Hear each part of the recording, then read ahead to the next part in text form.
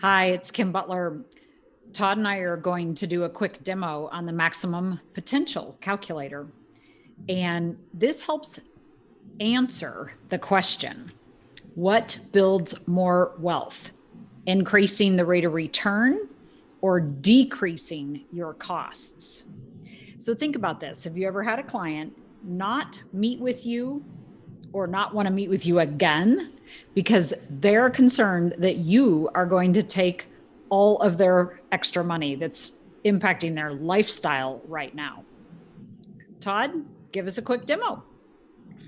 Cool, thanks, Kim. And I would add to that just a little bit. I think even if they are meeting with you, if you haven't addressed this question, I think they still have the question, right? They just, they're more tentative in talking to you probably than they should be, and they're not maybe fully engaged, right? So let's go ahead and put in an illustration period. So we'll put 30 years. And, this is one of those areas where even if we've got an older person, we're going to look 30 years or more out into the future. So I think it's worth keeping that time frame long, regardless of what the age is. Current assets, let's not put any current assets in there at all, and we'll just focus on the income, which is typically what we do when we're talking with our clients. So let's say that we have a couple making $150,000 a year together. And what we see here over this 30-year time frame is $4.5 million cumulatively over that time frame that will flow through this couple's hands.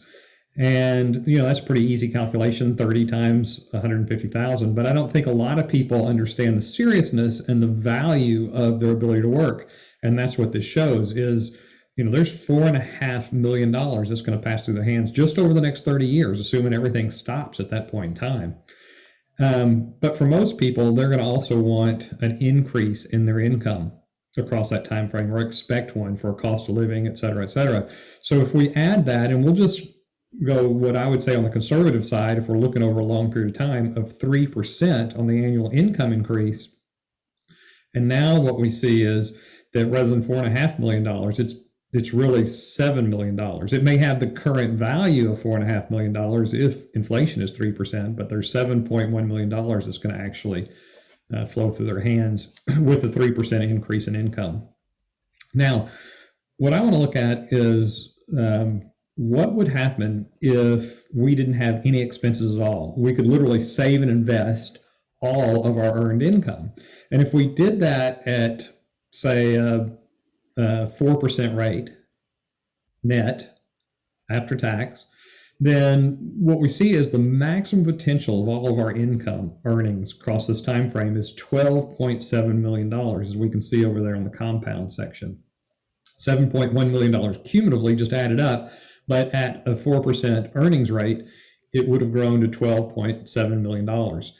Now, we know that we can't do that. We do have expenses, and we need to focus and look at how that impacts what we have in the future. So if we look at total taxes, and I mean total taxes, state income tax, federal income tax, sales tax, cell phone tax, everything, then somebody making $150,000 is probably paying somewhere close to 40% in taxes overall for everything that they're doing. And if we look at that, we can see that $2.8 million cumulatively came out of these assets. But since it didn't come out at the end, it came out along the way. What it did was it dropped our future compound maximum potential from 12.7 million down to 7.6 million. So there's actually a $5 million difference in the amount of money we have in the future, even though only $2.8 million was taken away from these assets. And the reason for that is, again, we didn't take it out at the end. We took it out all along the way, so it stopped growing across that time frame. And now if we look at debt service, and if we just use the average American's debt service, I know there was a statistic done that showed 34.5% of the average American's income goes towards servicing debt. If we use that 34.5%, then we see that another $2.4 million went out to service the debt, but the impact was it reduced our future asset value by almost $4.4 million. If we go to lifestyle, and if we use 23.5% for lifestyle, then we see 1.6 million. It's actually the smaller of the three, right? The part that we get. $1.6 million cumulatively had the impact of taking $3 million away from our future assets. So while we saw that big $12.7 million out there as a potential in the future, after we have the expenses of taxes, debt service, and lifestyle, we end up with $274,000. If we look at our last year's income based on that 3% increase, the last year's income would have been $353,000. So it means we don't even have 1 year's worth of income saved across this time frame. We also have over here other costs and inflation that we could add in there.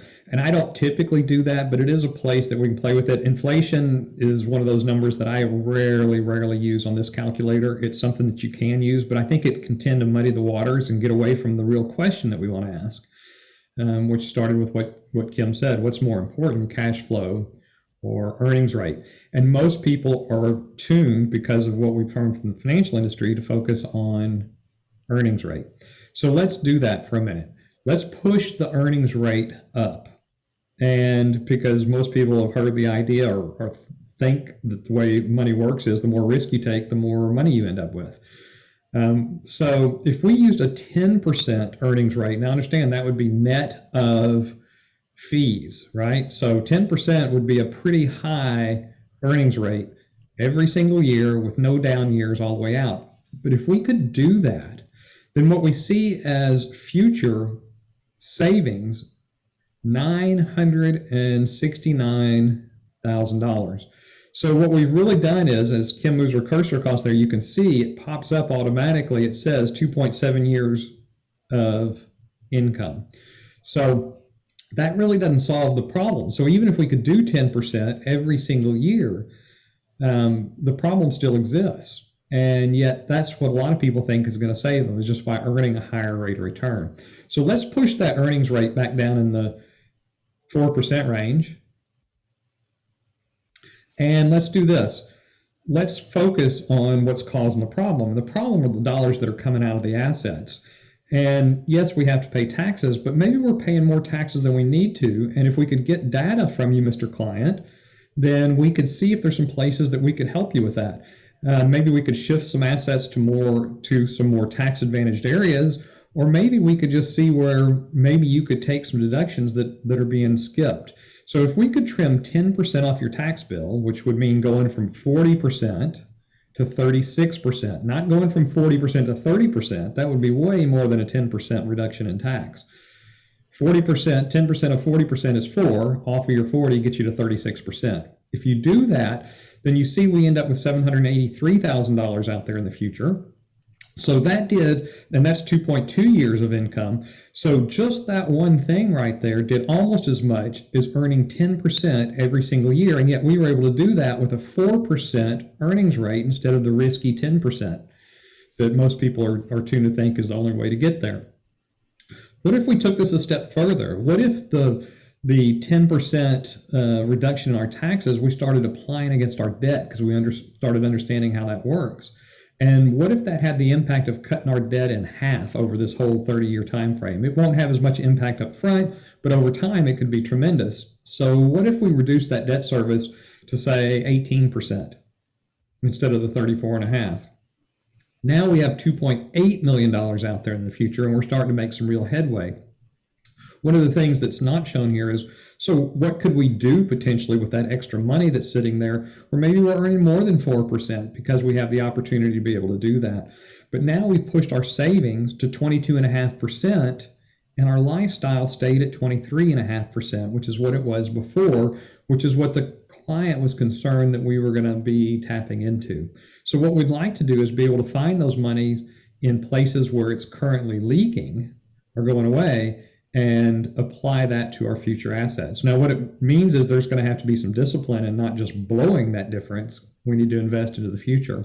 But with what the individual is currently spending, we can potentially have a drastic impact on their future without chasing interest rates.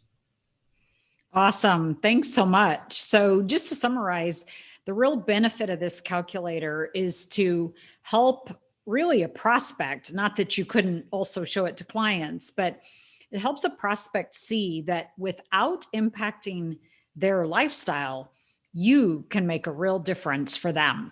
If you'd like to see what else this calculator can do, join us at Truth Training. Check out the Truth Training tab on the website for the next dates, and we'll see you there.